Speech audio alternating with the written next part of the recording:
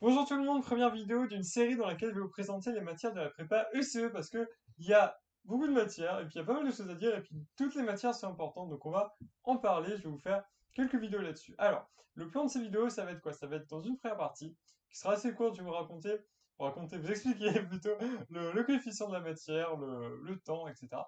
Deuxième partie, je vous donnerai plutôt quelques indications sur le contenu et sur mon impression. Et puis troisième partie, je vous donnerai quelques conseils pour appréhender la matière parce que il y a pas mal dans tout en fait, dans tout il y a vraiment beaucoup de différences avec le terminal. Donc ça peut être intéressant d'en parler. Voilà. Alors on va commencer aujourd'hui avec l'ESH. L'ESH qui est une matière phare, monumentale, hyper importante de la VOSE parce que euh, c'est vraiment le plus important. Voilà. Même, enfin, pour moi, c'est plus important que les maths, le SH, mais c'est vraiment un petit peu au même niveau, quoi, en ECE. Donc, ESH, économie, sociologie, histoire, c'est le prolongement des SES que vous avez en terminale. Le SH, c'est un coefficient très important parce que c'est coefficient 8, 7 ou 8 aux écrits, ça dépend des écoles. Par exemple, la HEC à l'ESSEC, c'est coefficient 7, à l'ESCP, c'est coefficient 8, et puis après, les coefficients d'euros sont aussi importants parce que l'ESH, dans les écoles qui proposent de l'ESH à l'oral, c'est super important. Par exemple, à l'ESCP, l'ESH, c'est un très gros coefficient, je crois que c'est coefficient 10, il me semble. À HEC, en tout cas, je suis sûr que c'est coefficient 9. Donc, vous voyez, c'est vraiment très important. Il faut surtout pas rater l'ESH en prépa SE. Donc, l'ESH, au niveau du contenu. Au niveau du contenu, c'est un petit peu effrayant parce que l'ESH, c'est vraiment une matière qui est très, très complète, je sais pas, développée. En tout cas, il y a vraiment beaucoup de choses dedans et c'est un petit peu compliqué de tout appréhender. On voit un petit peu cette masse d'informations, on se dit, mais ça va être compliqué d'apprendre tout ça. C'est vrai, c'est un petit peu compliqué. C'est divisé en quatre thèmes. Quatre thèmes, donc vous avez un premier thème qui est les fondements de l'analyse économique et sociologique, qui est traité en première année. Un autre thème qui est la croissance et le développement, qui est traité aussi en première année. Et puis ensuite, deux autres thèmes qui sont traités en deuxième année. Vous avez un thème sur le commerce international et un autre thème sur les déséquilibres et l'action publique. Voilà, tout ça, c'est bien réparti entre les années. Et en fait, il faut bien se rendre compte que le, le programme va assez loin dans les détails. En tout cas, pour nous qui sortons de terminal ES, où on a vu on a vu pas mal de choses, mais c'était vraiment la surface, la surface des choses. C'est vraiment l'image qu'il faut en avoir parce que en terminal ES, on voit beaucoup de mécanismes, etc. Mais on n'a pas de perspective historique. Et la perspective historique, c'est vraiment central en ESH.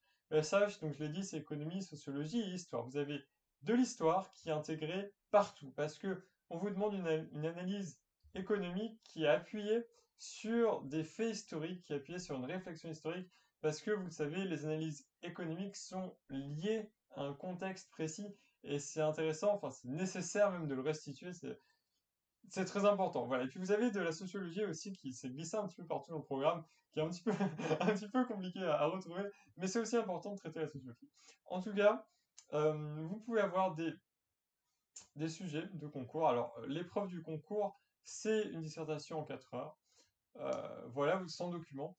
Et en fait, vous pouvez avoir des sujets qui sont très précis. Vous pouvez en fait avoir des sujets qui sont très précis sur certains points du programme, mais aussi des sujets qui sont plus transversaux. Et c'est ça le défi de l'ESH, c'est qu'il faut réussir à connaître à la fois très précisément des points du programme, mais à la fois avoir une bonne vue d'ensemble, être capable de mobiliser différents coins du programme, être capable de bien tout voir. En fait, il faut réussir à avoir une vision d'ensemble. Voilà, c'est difficile à faire, mais faut essayer de le faire. Donc il y a ça. De quoi je voulais vous parler d'autre, voilà, c'est très précis.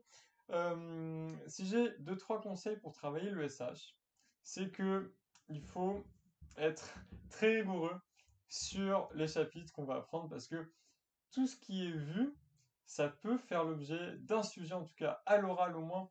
C'est vrai que si vous pensez ne pas passer d'oral en ESH, ce qui est dommage parce que vous pourriez passer à côté d'une bonne école si vous ne vous préparez pas à l'oral de ESH, voilà. Mais les sujets d'oraux sont très précis sur certains points du programme. Vraiment, vous avez des sous-parties, sous-parties, sous-parties qui peuvent faire l'objet d'un sujet à l'oral. Et c'est pour ça que c'est un peu effrayant, mais il faut se dire que tout ce qui est dans le cours de SH doit vraiment être connu et su, parce que sinon vous n'allez pas réussir à bien sinon vous ne pourrez pas le traiter, en fait, tout simplement.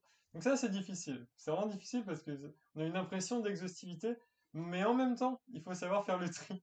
Et dans mon cours de SH, j'ai des trucs qui sont tellement précis, mais c'est fou. Des fois, je me demande comment je peux même le réutiliser parce que c'est tellement précis. Par exemple, je sais pas, au hasard, le nombre de fusions-acquisitions aux États-Unis entre 1897 et 1904. Ou encore le nombre de manufactures à Lille qui étaient en location entre 1820 et 1840, enfin des trucs comme ça. Même la masse monétaire aux États-Unis, son évolution dans les années 30, etc. Enfin, vous voyez, il y a plein de choses qui sont super précises. Et c'est pour ça qu'il faut avoir une bonne mémoire en ESH parce que sinon c'est impossible de s'en sortir. Surtout quand on va demander enfin, quand on va être confronté à des sujets transversaux. Donc, premier conseil, voilà, on y arrive, c'est d'être très régulier pour travailler le SH.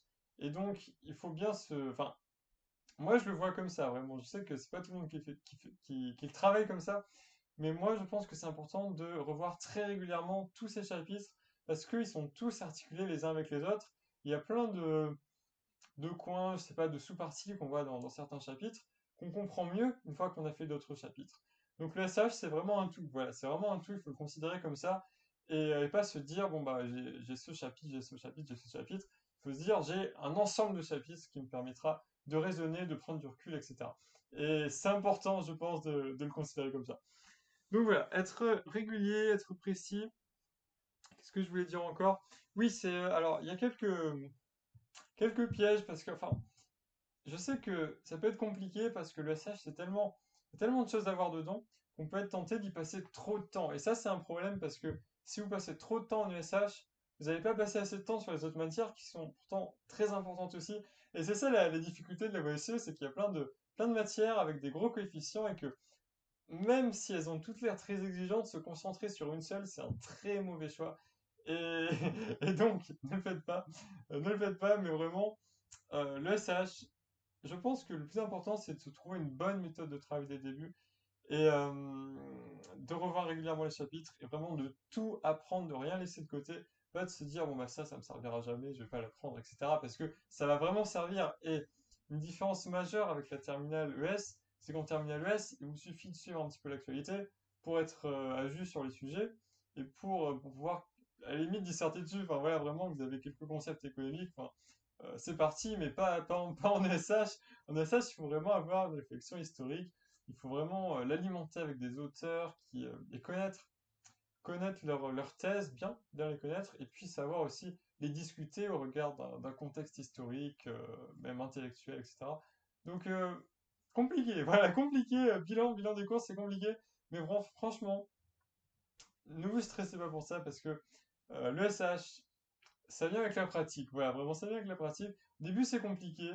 Je me souviens, ma première dissertation, c'était vraiment l'horreur parce que je sortais de terminale ES, quoi. Donc voilà, j'ai pas fait une dissertation de SH, j'ai fait une dissertation de SES et ça peut pas marcher de toute façon en prépa ESE.